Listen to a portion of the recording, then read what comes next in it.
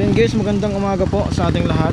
Bali ito pala guys yung pipe natin na T4S na ikinabit natin dito sa Honda Click 125 natin na black red na version 3. Okay, so ayan, update ko lang kayo guys.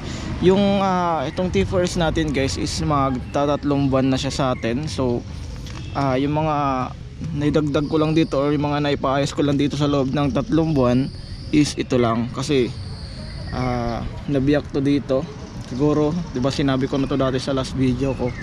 Siguro is inapakan to nung pasahero natin.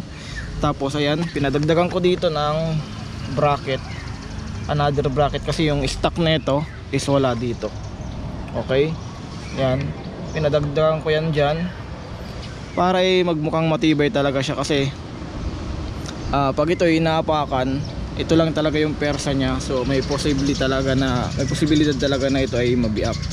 'Di ba? So sa loob ng 3 buwan guys, wala naman ako naging problema dito sa engine. Di ko lang sure kasi 3 buwan pa lang naman siya. Di ko lang alam kung ilang buwan ba dapat para ma-estimate mo talaga or malaman mo talaga kung goods ba talaga yung pipe sa isang motor. Lalong lalo na pag sa ganitong motor natin na Honda Click na hindi natin pinarimap. Dahil yung ginawa natin is reset ECU lang. So yung ginalaw lang yun ni Ruel is dito lang sa battery. Meron lang siyang shinort dyan. Tapos diniin niya to, nag-blink yung engine natin. Tapos nung nagmabilis na siya, tapos bumagal, so goods na yun. Tinanggal na yung shirt na naka-shirt doon. Tapos pinatay. Tapos kinon ulit, nag-okay na. So ayan, yung isa sa mga nagustuhan ko pala dito guys sa pipe na to is napakasimple lang niya. Tapos chrome siya guys, hindi siya kinakalawang. Kung kinakalawang man siya, konting linis lang natatanggal agad. So isa yan sa mga nagustuhan ko dito. Tapos napakasimple niya guys, 'di ba? Pag tinanggal mo to, yung makikita mo dito sa part na to is yung pinaka bracket niya dito para dito sa dalawang to. So ayan lang makikita mo dito. Meron tong ganito na walang lalagayan ng heat guard. So hindi sa akin yun pwede kasi lalo na lagi tayo may angkas. So medyo delikado yun kasi baka papasok yung angkas natin o yung OBR natin. So sa loob ng 3 buwan hindi tayo nagkaroon ng problema dito. Reset ECU lang yung ginawa natin. Yung isa sa pinaka nagustuhan ko dito guys is mala JBT talaga yung tunugan na ito, 'di ba, sa halagang 1,500.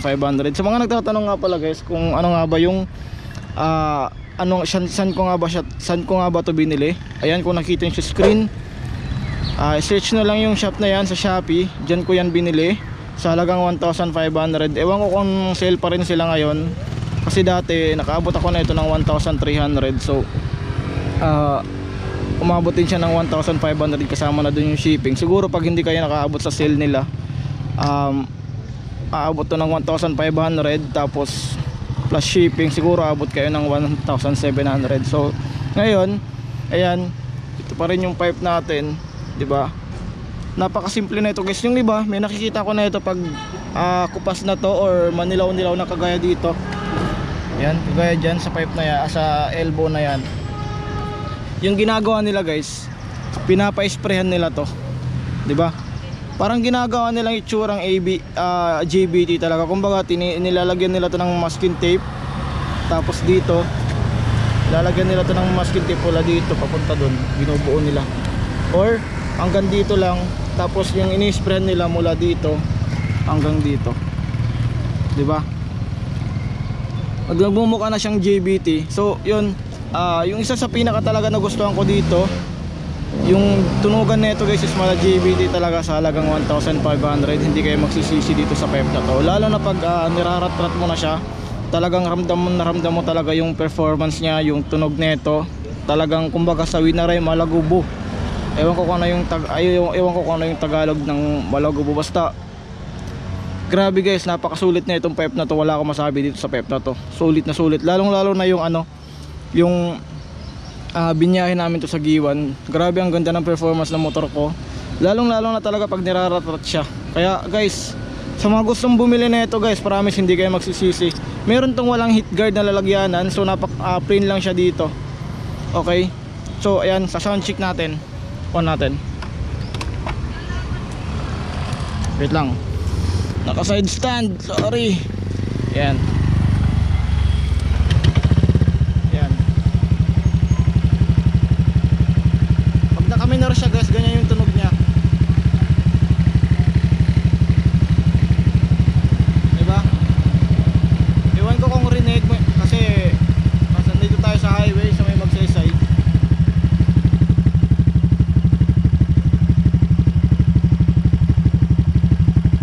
Hindi ko lang sure guys kung dinig ng maayos dito sa video. Pero guys, kung meron kayong kakilalang mayroong ganito, pakinggan nyo na maayos. Tsaka mas mabuti na makita nyo talaga yung mga review para mas maging sigurado kayo. Pero I recommend this 5 guys, promise. Yan o. Ayan yung minor nya.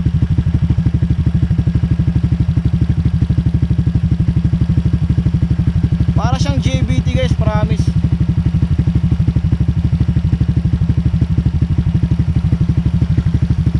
Diba? Yung itsura nya yan. Pag nandito sa likod. Ayan.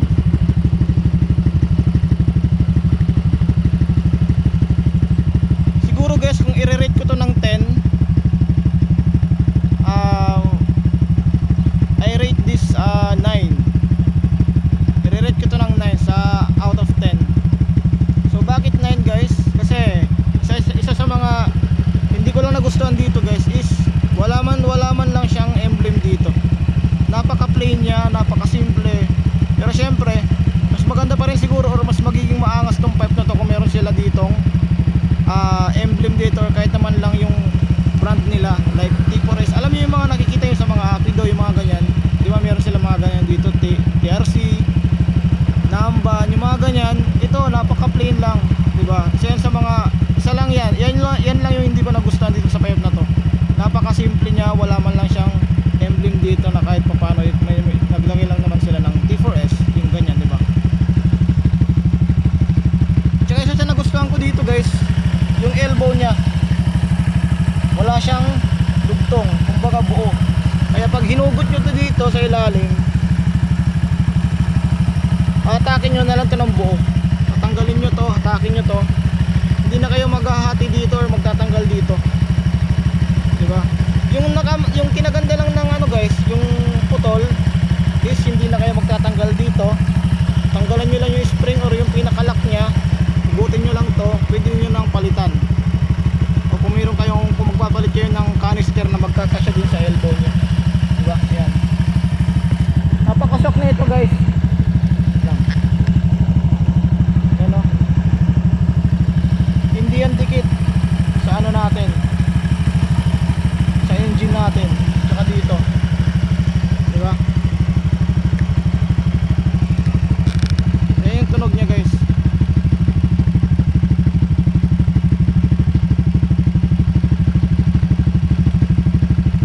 Talaga guys, napansin ko dito sa pipe na to kung bakit ito talaga yung pinili ko. Kasi gustong gusto ko bumili ng JBT. Kaso may kamahalan kasi yun guys. Nasa 5,000 to 6,000 yun. Depende sa model na motor. Pero sa mga naka-click siguro aabot ng 6,000. Diba? Sa Mio natin dati mga 5,000 yun, mga 4,000 plus yung inaabot ng presyo. Ito malatunugan JBT na pero 1,500 lang, diba? Pag tinanggal nyo to, bracket lang yung makikita nyo dito, tsaka plain na siya, lang pabilog siya, pabilog. Sabi nga nung dun sa ano natin sa Joshua Muffler dun sa Bagakay, yun talaga yung napansin niya kaagad, yung mala JBT daw yung tunugan nito. Lalo na talaga guys pag niraratrat siya, promise. Kaya kung meron kayong kakilala guys sa mga lugar nyo na meron nakaganto, try nyo yung sound check guys, promise. Hindi kayo magsisisi sa pag ano, sa pagbili na ito. Yung ano lang guys, yung gagawin nyo lang dito pag magkabit na kayo, kailangan nyo lang ng washer na makapal. Tapos yung hindi to papasok dito sa washer para mas maipit talaga siya ng maayos, di ba? So ano natin guys, i-rev natin.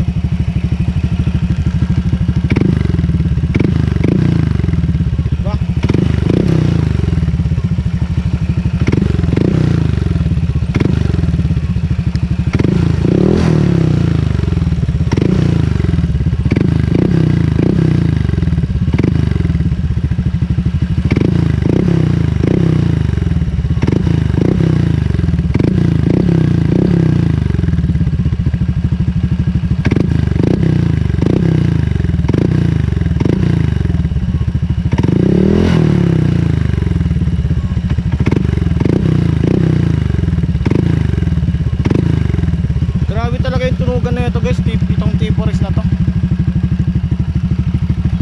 kasi guys, yung mga Apido, RS8, yung ano, yung mga ganyang pipe is common na kasi dito sa amin. Kaya kumbaga iba yung pinili ko para maiba naman, di ba?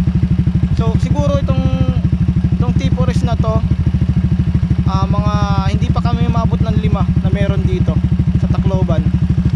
Yung RS8, Apido, meron na ako napansin dito na meron namban, mga 2 ata. Isang naka-click, isang naka-NMAX. Yung kadalasan dito sa amin, pag mga naka-click, mga Panda Rider, Apido yung gamit nila. Yung mga RS8, yung tropa natin, yung pare natin na si Marlon, si pareng Rap yan, mga naka-T4S yan. Ayan, hindi, naka-RS8 pala, sorry. Naka-RS8 yan sila. Yung mga naka-Apido, meron din tayong mga kilala. So parang common na kasi dito sa Tacloban yung Apido na pipe sa amin, dito sa Tacloban. So ako, iba naman yung pinili ko para para maiba naman sa dito sa Tacloban, diba? So ulitin ko guys, sa mga gustong bumili na itong T4S na to, yung performance goods, yung pag irarat-rat mo siya goods.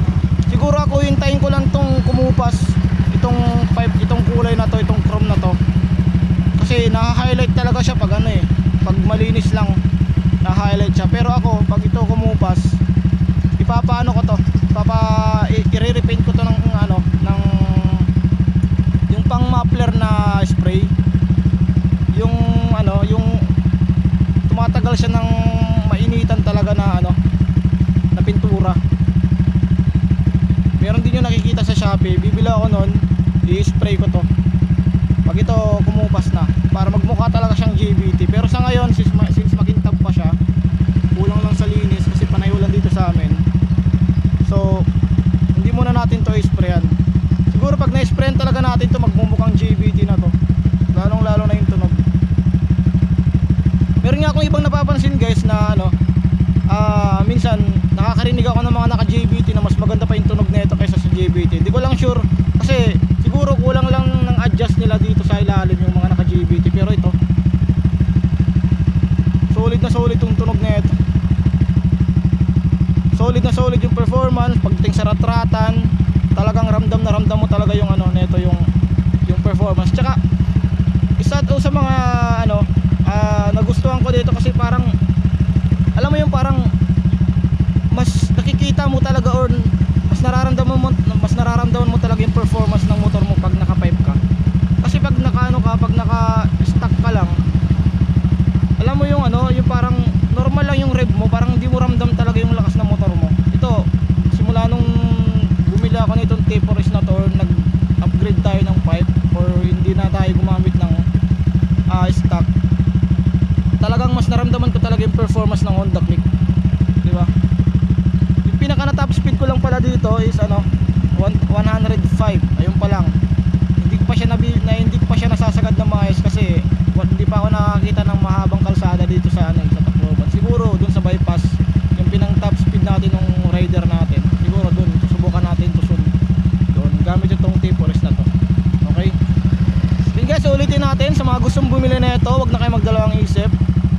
T4S pipe para sa Honda Click, meron silang yung may head guard, meron silang yung walang head guard. Okay, 3 months old, hindi nagkaroon ng problema yung unit natin. Reset ECU lang yung ginawa natin. Okay, so yun guys, yun naman po yung video natin ngayon. In-update ko lang kayo dito sa T4S natin sa loob ng 3 months kung ano yung mga naranasan natin dito, yung mga bads and goods. Although wala naman tayo naranasan talaga na masama sa motor natin. Okay, so yun guys, maraming salamat po sa inyong panonood. See you on my next vlog, at ride safe po sa ating lahat. Peace out guys.